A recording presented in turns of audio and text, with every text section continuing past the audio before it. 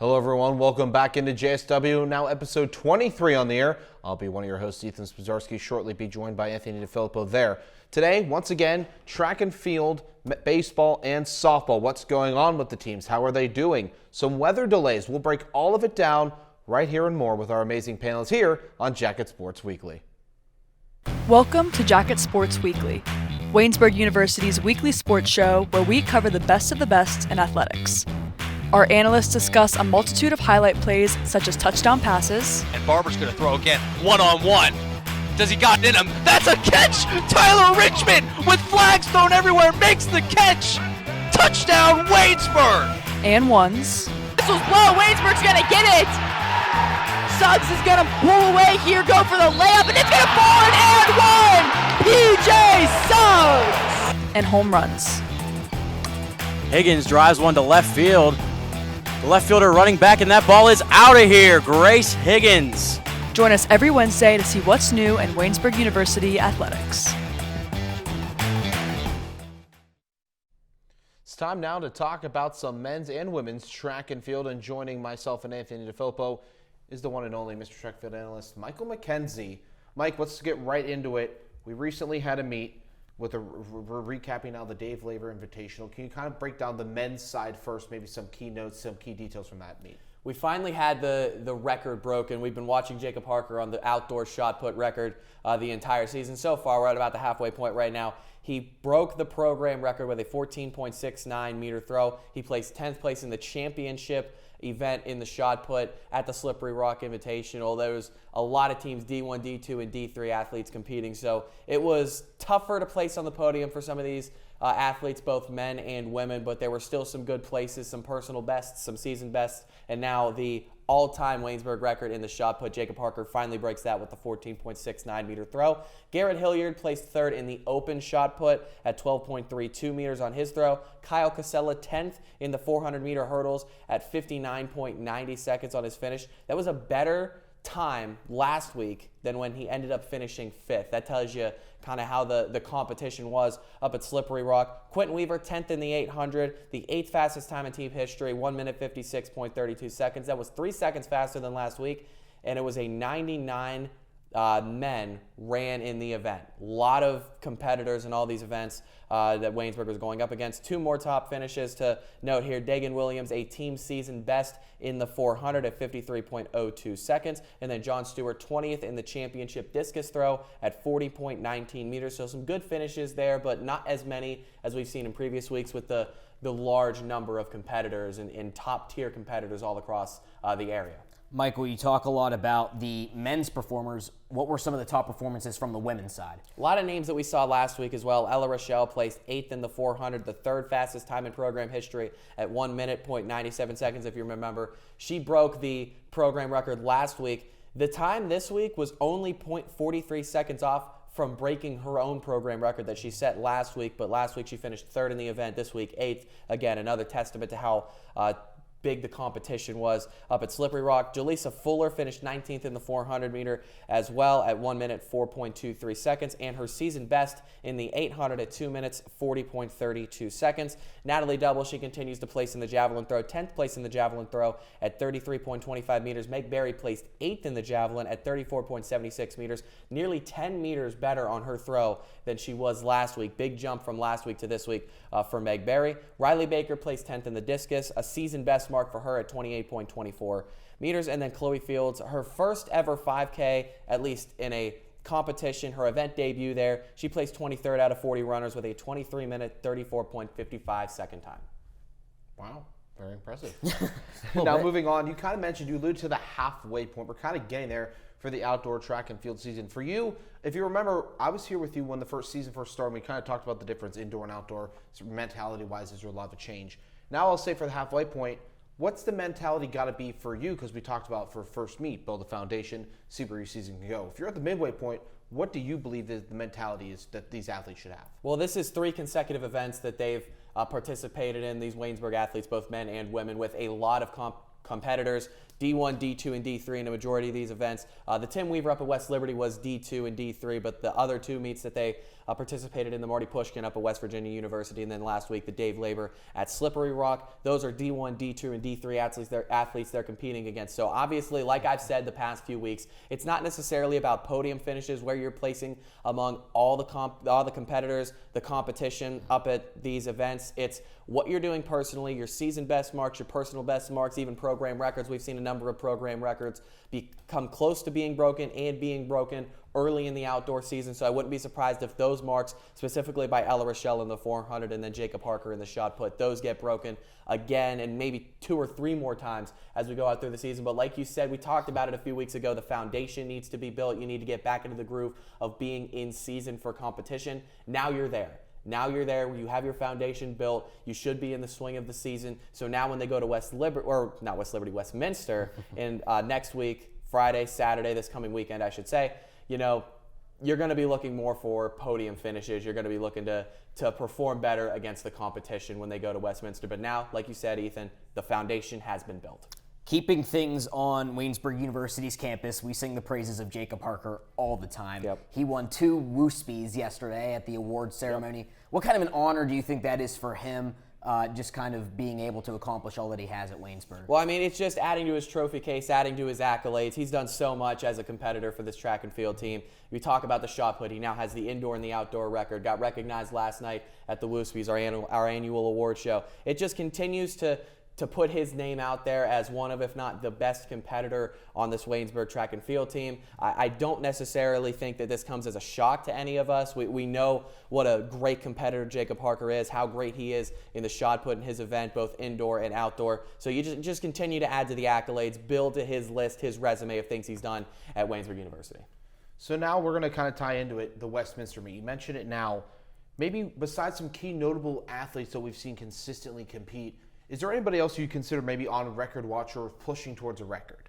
I would look at Riley Baker. She didn't participate in the hammer throw this week, but she's come close. Her previous 2 matches, she had the second farthest hammer throw in program history. Maybe that one we're looking at. And then obviously Ella Rochelle with the 400, Jacob Parker in the shot put. We're going to be on record watch for those competitors to break their own marks throughout the rest of the season. But I haven't looked at the weather forecast just yet. You're hoping the weather's better because, once again, they competed in the elements last week. It didn't affect Jacob Parker this week, but it affected some of the other athletes, some lower times. Like I said, we still saw season bests. We still saw some personal records, some team high marks for the season. But, you know, competing in the elements, it's not what anybody wants to do. The cold, the rain, all the slick conditions, you know, you got to put on the extra layer of clothes. Hopefully this week we start to get into warmer conditions. I know tomorrow or Tuesday, probably the day this gets uploaded, it's going to be frigidly cold. Hopefully it gets warmer, but competing in the elements, it is tough to do at first to open up the season, but now that they've done that, even if there are elements at Westminster, they should be used to that, be ready to perform at their best. It's been 3 weeks, 3 meets in a row that they've competed in the elements, to use the phrase, the cliche, whatever you want to call it. But I think that they're used to that now. It's become a part of their every week, every meet routine. So I don't think that'll have as much of a factor at Westminster. If it does, you know, there's rain, there's whatever. If that happens, I don't think it's going to affect them as much this week. Michael, we appreciate you for joining us talking about the outdoor track and field teams, and we wish them the best of luck this week. Next up, a team that has braved the elements this week. Well, kind of, but not really. They've had a game postponed and pushed. We'll be talking with Dean Shazer about baseball next, right here on Jacket Sports Weekly.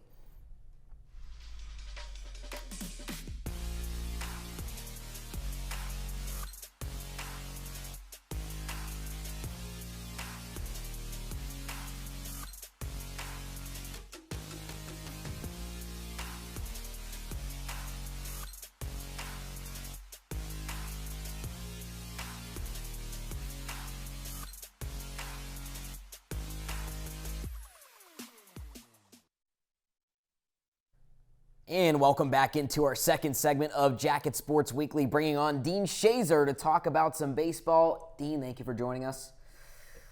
Every week. Well, there wasn't much to talk about as far as games are concerned over the past week, but last night, or Sunday night rather, the baseball team won 2 Woospies, one for Team of the Year from last year and one for Team Performance of the Year. What kind of an honor do you kind of think that is for the team for last year's performances? I'm really not sure. I'm going to be straight up with you. It could be something that, reminds them of what they were last year going into this game Wednesday against St. Vincent. But it also could be like, wow, we're 5-18 right now. What happened between last year and this year for it not even to be like up for question this year? So that one for Team of the Year in specific, I really don't think has any implications on how this team will play for the rest of the year. And I don't think winning an award based on last year means anything for the season moving forward. But as a team accomplishment, yeah, you should be proud of yourself.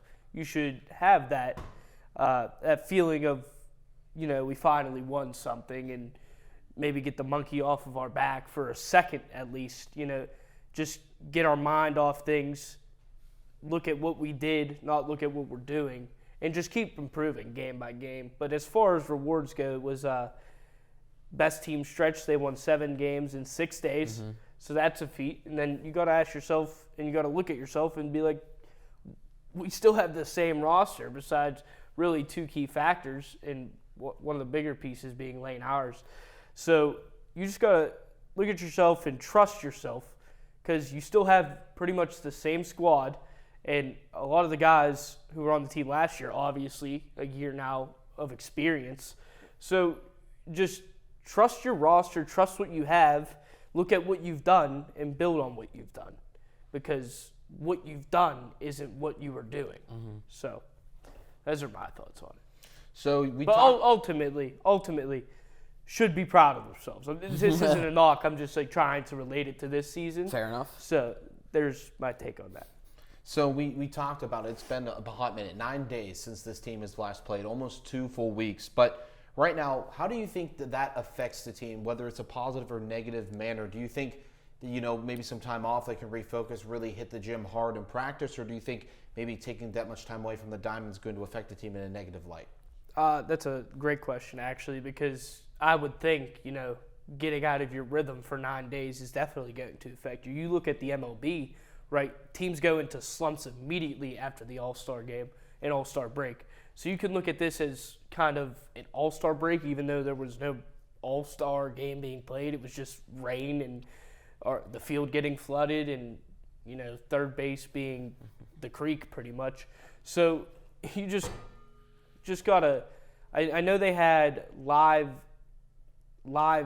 practice today, which means live pitchers, live hitting, live fielding, and which is kind of questionable, especially considering that their pitching numbers are low. They don't have that many great pitchers on the squad that are going to give you their best, and they're very reliable. So live hitting on Monday before a Wednesday game is kind of questionable, but you also have to factor in they have had 9 days off. So these guys are rested. The pitchers are rested. So you're most likely, for your live hitting, you're going to pitch some of your guys that aren't your starters, some of the dudes that you're not going to put into high leverage situations. Most likely they'll be put in games where they're losing by 6, if they are losing by 6, or the game's out of reach. And so that's where those guys will pitch today in live hitting. And overall, I think the time off was a good break mentally. Just get your mind shifted off of the game of baseball and just have fun in life for about a week. And I know there's still practices in between, obviously 9 days off between games, but it could be a benefit mentally, but it could factor into them struggling when hitting, fielding, etc.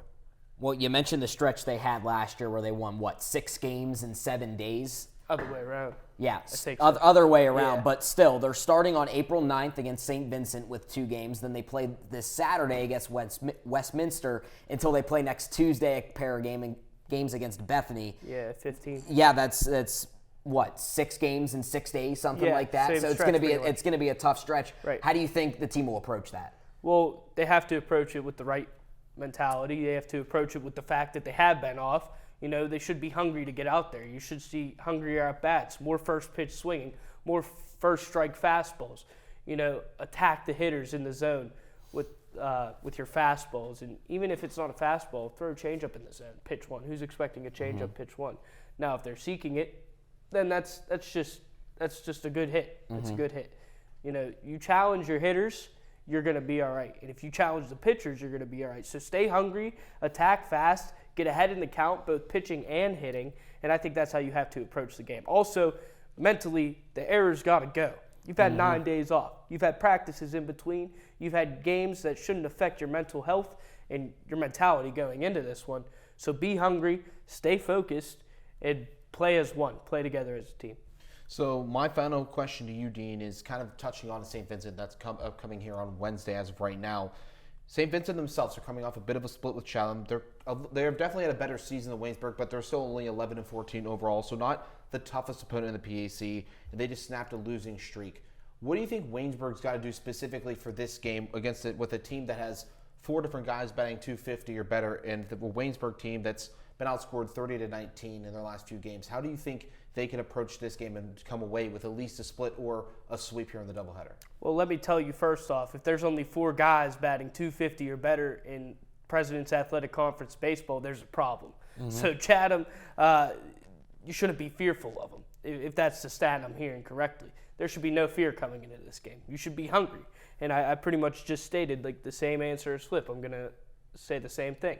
Be hungry, get ahead of counts, and no mental errors. And only 4 dudes batting 250 or better, you got to attack that. Thanks, Dean.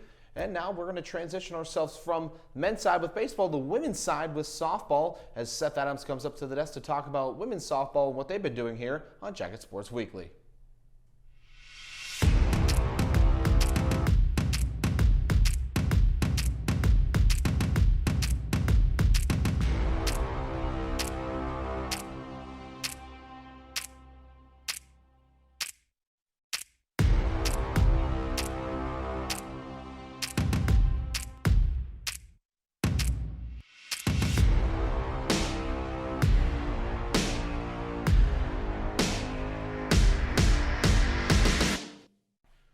Welcome into our final on-desk segment here of Jacket Sports Weekly. Is now we're going to sit down with, as mentioned, Mr. Seth Adams, talk about women's softball. So, Seth, women's softball coming into the series that they're playing right now, the doubleheader versus Franciscan. A little bit of hot and cold, a lot of inconsistency, splitting 2 of their 3 doubleheaders and getting swept there with Grove City in that mix. So, my first question to you is, where do you think this struggle has started with recently, or maybe where has the inconsistency been lying specifically?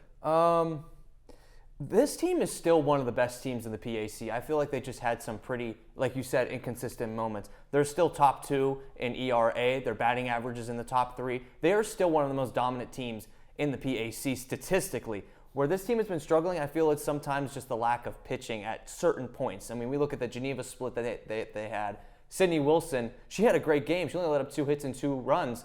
But Autumn Stemple, 10 hits, 6 earned runs, and they split the series. I mean, those are the type of moments where you had to have both your pitchers, your both number 2s lock in and get it done, especially against a Geneva squad that was still middle of the pack. They're pretty good themselves. So a lot of the teams in the conference are very, very good with double-digit wins already. But I feel, if anything, it's kind of the pitching right now, but their ERAs and statistics still look great, but sometimes they just have moments where they slip and they can't recover from it. As we speak right now, Waynesburg is beating Franciscan 9-0 in game 1 of that doubleheader. It's in the top of the 3rd inning, so certainly playing well so far today. When you look at a team like Franciscan that maybe isn't in the higher tier of the PAC, what kind of energy comes from wins like that? This is a must sweep. If you're Waynesburg, you got to sweep this. And it seems like they kind of got it under control already with a tremendous lead going into this one. Franciscan, they're last in the conference. They're not great. They have 1 hitter above 500, 2 others above 400. Bottom of the conference, 8th in the PAC in batting average, last in ERA with an ERA above 8. This team is not great. And this is the perfect one to kind of get the ball rolling. You got Bethany coming up soon on Wednesday. That game got moved back to Wednesday. You got to get that one, at least one of them in Bethany. You sweep Franciscan, get one against Bethany because they're at the top. I don't think they're as good as they seem, though. They have a 19-3 record, but I think they're not as good as they seem. But Franciscan, I think this is an easy sweep for them, and they got it under control, as you alluded to already. So kind of talked about mentioning the inconsistency, especially with pitching, and even at times offense. The game 2 of the Geneva doubleheader, it was like offensive dominance in game 1 and in game 2, just struggling to get any sort of offense in the first half of those innings. So my question to you is it time to maybe get concerned and start changing things around it all, especially nearing halfway point through the year, and especially when a lot of the PC games are going to matter, or do you think you just stick right through with it and stay true? I think you kind of stick with what you got. I mean, they went up against Mckenzie, who was the 3rd best pitcher in the PAC. She's pretty locked down. She's very good. This team, almost all of them have the starting lineup at least at a 300 or above batting average. Some have like a 290, 270 around there, but almost everyone has an above 300 batting average. Everyone has a 300 above on base percentage. This team is so solid. They get on base and they create mayhem. Alyssa Rager, she's got 16 RBIs. You don't see her too much. She's kind of hidden behind Grace Higgins, who has 20 RBIs on the year. She's got above 500 batting average. Mesa Heitman's got a 450 batting average. This team is so solid. I don't think you make any changes. I feel like you've played some really tough opponents early on. Dub J was a tough one that they shouldn't have got swept by. Grove City, they're the best in the conference right now, and they're pretty good. They beat them earlier in the year. They were close games, 1-run, 2-run games. But this is where it really proves to what they got against Bethany this week or this Wednesday. I feel like that's really going to show how consistent this team can be. Well, Waynesburg's also stuck in a stretch where they're going to be playing 6 games in 6 days because of some of those postponements, games being moved back. Like I asked Dean for baseball, what's the mindset for the softball team kind of moving forward, playing so many games in a short span? I take it a game at a time. You got Franciscan today, and you're handling them well. So I feel like this one really isn't even too big of a challenge and or threat. No offense to you, Franciscan. You guys are not great, sorry. But I feel like this is kind of just a step in the way. Then you got Wednesday, Bethany. That's the one you got to get focused on. You got to at least split or sweep this team. The Bethany team, they are one of the best, like I said. They're 1st in batting average, but they're 5th in ERA. Their pitching is not the best in the conference. Waynesburg's still above them than that. And they've played Chatham and Franciscan. They swept those 2. So those are 4 of their 6 conference wins are bottom tier teams in the conference. So you get rid of Franciscan, boom, you're done with that. Then you got the next games against Bethany, and I feel like that's where you really got to lock in for that in the next series after that. But once they get past Franciscan today, really lock in. Kind of piling on there, just another statistic and maybe a question on top of that. 2-4 on the road this year and 7-3 at home. That's a difference. There really is. It's not just 1-2. That's 5-win difference right there. Do you think that has a tag or maybe some sort of mentality to it with whenever they're playing at home compared to on the road, especially when 2 of their 3 doubleheaders this week are going to be on the road? Yeah.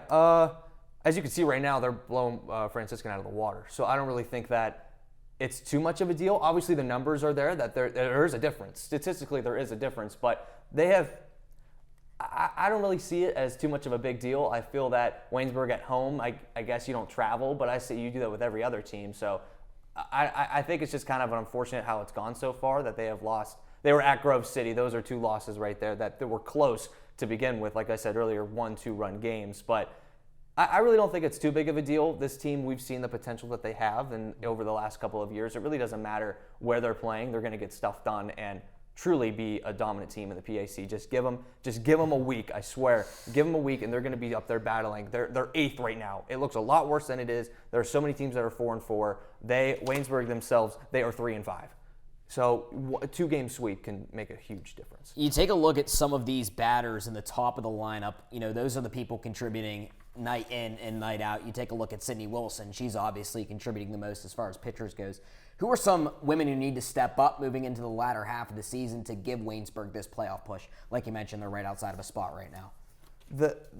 I mention her every time, but I think she's so solid. Madison Baker has a 1.14 ERA, 24 innings pitched. She came in against Geneva when they were playing. She pitched 3.2 innings, and she gave up 2 hits, no runs. She is a freshman, and she's making things happen. She is super, super solid, and it's a great future for this team as well. I say you kind of get her in that rotation a little bit. Maybe mix it with 3 if Autumn Stemple, she kind of struggled a little bit, and it showed immensely. 10 hits, they were shelling her pretty good. And Madison Baker came in and shut them down. I think, not saying that she hasn't stepped up, but I'm saying give her more of a chance, I would say. Seth, we appreciate you for joining us. As always, best of luck to the softball team. There are 6 games in 5 days this week.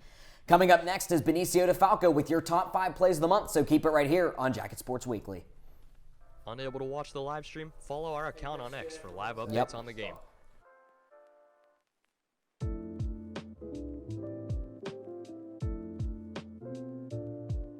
Check us out on Instagram as well for game day posts with all the information you need to know, as well as behind the scenes of each production. Our social media team works the hardest to give the best content to all of our audience. We're even on TikTok.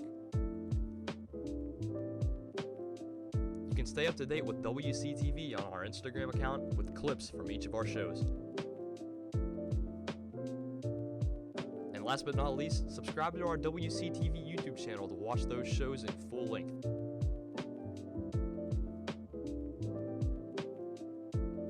Check us out from Lewiston, WCTV, and the entire Department of Comm.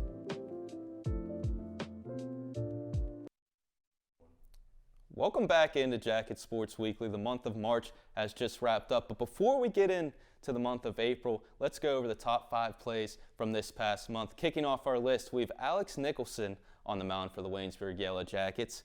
As he fields this one, he fires to home to get Aiden Williams to get the out at home, who then delivers the first for the double play as Waynesburg's able to keep it tied versus Franciscan.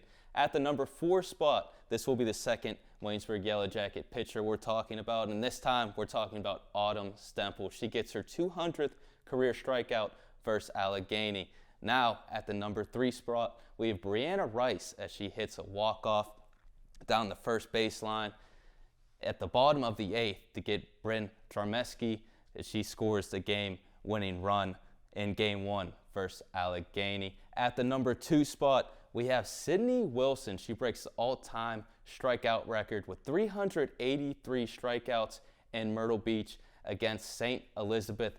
Now, Sydney Wilson, we're talking about a legend here at Waynesburg University. Now, at the number 1 spot, he was a very popular man just 2 nights ago at the Woospies, taking home 2 awards. He remains the most popular man on campus. Of course, we're talking about Jacob Harker as he wins the PAC title in shot put with a 15.17 meter.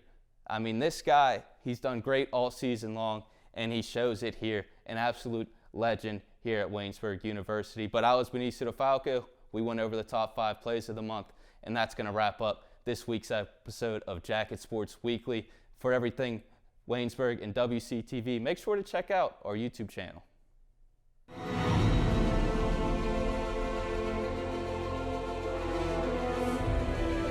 This has been a production of Waynesburg Community Television.